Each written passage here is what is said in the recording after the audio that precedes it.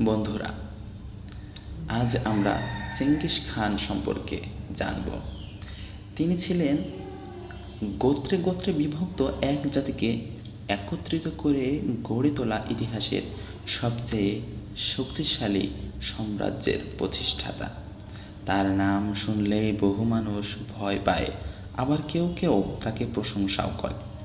তিনি Genghis Khan একজন যোদ্ধা, শাসক ও কৌশলী নেতা। কিন্তু কিভাবে একজন সাধারণ যাযাবর ছেলের এই উত্থান ঘটল?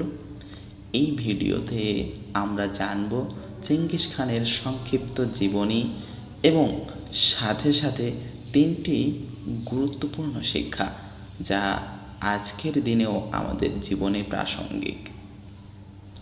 বন্ধুরা, চেঙ্গিস খানের প্রকৃত নাম ছিল তেমুজিন। তিনি জন্মগ্রহণ করেন 1162 সালে মঙ্গোলিয়ার এক যাযাবর গোত্রে। শৈশবেই তাকে তার বাবা থেকে বিচ্ছিন্ন করা হয়।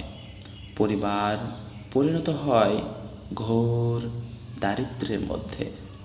তেমুজিনের জীবনের শুরু ছিল সংগ্রাম ও অনিশ্চয়তায় ভরা, তবে এই কঠিন জীবনই তাকে তৈরি করে একজন দৃঢ় প্রতিজ্ঞ, কৌশলী ও নেতৃত্বদানের উপযুক্ত মানুষ হিসেবে। তিনি ধাপে ধাপে মঙ্গোল গোত্রগুলিকে একত্রিত করেন এবং 1206 সালে নিজেকে ঘোষণা করেন চেঙ্গিস খান, যার অর্থ সকল সমুদ্রের শাসক। চেঙ্গিস খান তার সেনাবাহিনীকে গড়ে তুলেছিলেন শৃঙ্খলা, তত্ত্ব ভিত্তিক কৌশল ও গতিশীলতা দিয়ে। তিনি চীন, মধ্য এশিয়া, পারস্য থেকে ইউরোপ পর্যন্ত বিশাল অঞ্চল দখল করেন। তার শাসন ব্যবস্থা ছিল কঠোর কিন্তু ন্যায়নিষ্ঠ।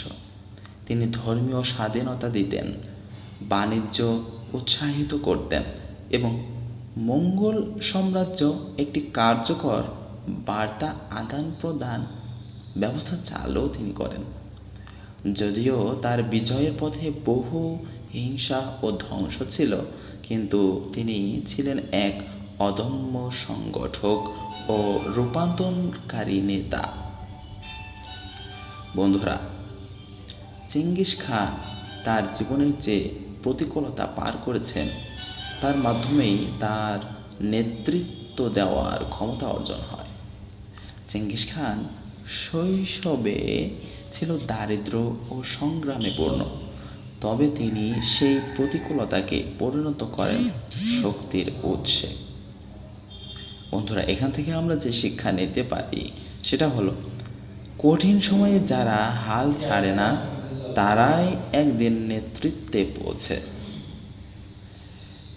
বন্ধুরা, চেঙ্গিস খান শারীরিক শক্তির চেয়েও কৌশলকে বেশি গুরুত্ব দিতেন।